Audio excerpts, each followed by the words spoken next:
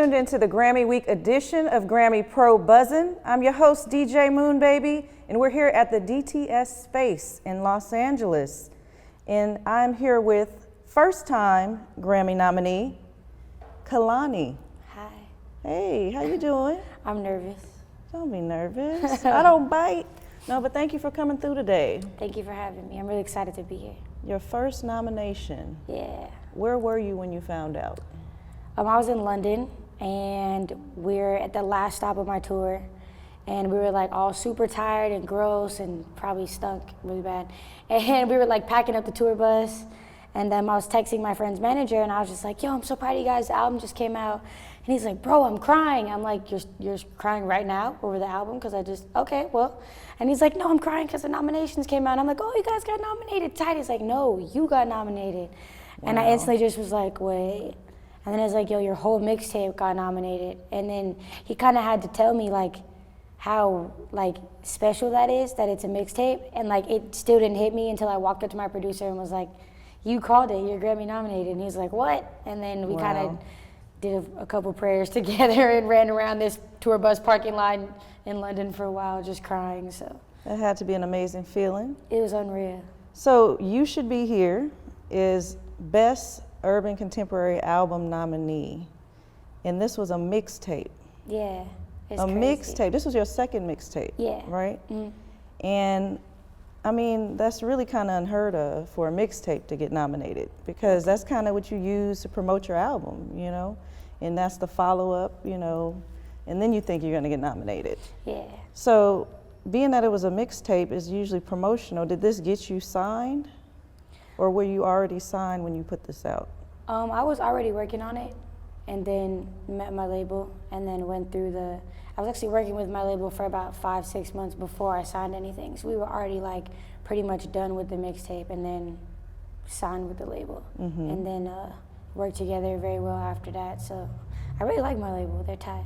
Atlantic, yeah, right? Give them a shout out, give them a little shout out. Hey, shout out Atlantic Records, Mike, Karen, Jeff on, go crazy, turn up. Support, mad support. Yes, thank you. And the next album is in the works. Yes, I'm finishing up my debut album right now. It's a lot of pressure being that the mixtape was Grammy nominated. A lot of pressure, right. But that's why I've been really taking my time and making sure everything is smooth and, you know, a step up from the mixtape. So. Mm-hmm. So you're in Best R&B Urban Contemporary. Do you consider your sound and your vibe to be R&B, just R&B? Or what do you think your sound that you're putting out really is? I think, I consider R&B and urban contemporary two different things, I think. And I think I am more urban contemporary just because there was a lot of different sounds on my mixtape. There was pop records, there's a blues record, there's a ballad, there's R&B songs. It was very different. I kind of gave a taste of like all kind of things that I listen to. Mm-hmm. And I kind of like not being confined and not having a box, but I don't fight boxes. You know what I'm saying? If someone wants to put me there, I'm still making what I make. So whatever they hear it in, it's whatever. But I consider it just it's influenced by a lot of different things, R&B. But the base of it would be R&B, just basing on like maybe the styles of the vocals and things like that. But. So You Should Be Here is the title of the album, mixtape. Yeah. And what does that mean? Where should we be? Like, why did you title it that? I was at a point where I was getting to that crossing point from being Kehlani, who just graduated high school and just working in different studios in LA, to Kehlani, who's about to sign a record deal. Her life's gonna change. She's gonna be able to, you know, finally get money in her pocket and get started on the road. So it was kind of for anybody who I felt didn't make it through that transition, whether that was not by their own choice or by specifically drifting away, but it was for just all those people who fit into that category, whether it was family or relationship-wise or friend-wise or business-wise. Just, I felt like they should have been there to witness it if they were part of the, you know, the Kehlani before anything took off. Now you're from East Bay, Oakland? Yeah, I'm from Oakland. Now, what's the sound like up there now? I know it used to be hyphy back in the day, and it was E40 and Too Short. So, I mean, who's the sound these days? Obviously, you are, but what is it called anything now? I don't know if it's, I mean, you know, hyphy's still alive. You know what I'm saying? That's never gonna die in the Bay.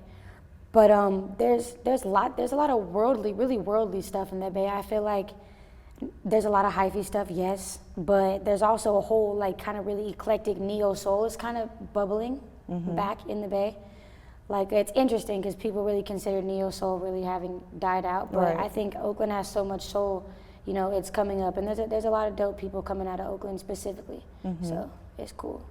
So do you think social media played a huge part in your career and your success in this mixtape and album? Like, because we're in a different time and age in the business, and that didn't exist before.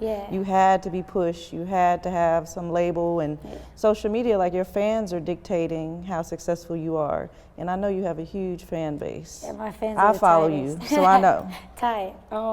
Well, thank you for following me. Yes. And social media definitely plays a part. I think it plays a part in anyone whose career is going right now, just because it gives people a whole new level of connection with you. I didn't know what Beyonce was doing at home when she was little, or what Aaliyah was doing. It was more mysterious. Exactly. She didn't have Snapchat or like or Twitter to update us on how she was feeling. And now we have kids that literally not only love you for the music, but they fall in love with you as a person. Like, I've gone to the hospital for breaking a bone and my fans are freaking out, you know what I mean? It's a rare connection when they care about you as a person beyond the music, beyond when you're dropping a song and when you're dropping your album, but when the comments are about, I hope you're healthy and I hope you're happy and I hope, you know, your skin looks great and then things like that. So social media definitely played a big role, and I have to thank my fans completely for just being there since I was little, so. Yeah, it could be scary too, social media. You let people in so much, but I think once you connect the music and the personal level together, that's when people really connect with you. So you have both of those going for you. Thank you. So the new album, what direction are you going in? Is it much different than this one you're nominated for, or are you? I mean, I think my fans like me because I'm me, and I think changing my direction and changing my route and doing anything but making it bigger, you know, would be a stretch, and it wouldn't be what my fans would appreciate. Plus, I'm good at what I do, you know what I mean? So it's definitely still very much heavily influenced by other things, R&B. I just think I've really honed in and I took the constructive criticism I was given on the mixtape, which a lot of it was like vocals and production and, you know, kind of things sounding, you know, like very premature, but it was a mixtape. And so I just I honed in on all those things and just try to really, you know, fine tune it and make it the best it can be, and not leave anything sounding unfinished. So, yeah. I know your aunt was influential growing up, playing some neo soul and music. So who are some of your favorite artists that influenced you? I think sonically, Michael Jackson, Stevie Wonder, Music Soul Child.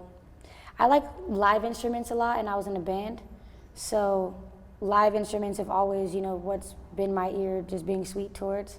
I think lyrically, my strongest influence is probably India.Arie, just because she was very girl power, very pro self-love, very, you know, pro just being who you are and not taking any, you know, BS from anybody about being who you are. And just she really succeeded just being 100% herself. And there was days when like I would be in the house and I would feel a type of way about myself and literally have to recite India.Arie to myself as an affirmation just to know I was cool. I just did it the other day even. But yeah, that's probably my biggest influences. Yeah, I see a little Aaliyah in you too, but because you got the dancing thing going on. So I think performance-wise, she's very important. And just being a woman who didn't have to necessarily oversell sex. She was super sexy being a tomboy, and she definitely put tomboys on the map, I think. So, yeah. Well, you can follow in some footsteps there. Definitely. Well, I wish you all the best on Grammy Day. I'm so nervous. Do not be nervous. May the force be with you. It's only the first nomination. You got many more. So whatever happens, you're good to go. Thank you so much. But make sure you come back and see us here on Grammy Pro. And we'll see you next time, Kehlani. Signing out. I'm DJ Moonbaby. We're here at the DTS Space LA, and this is another edition of Grammy Pro Buzzin, the Grammy Week edition. Peace.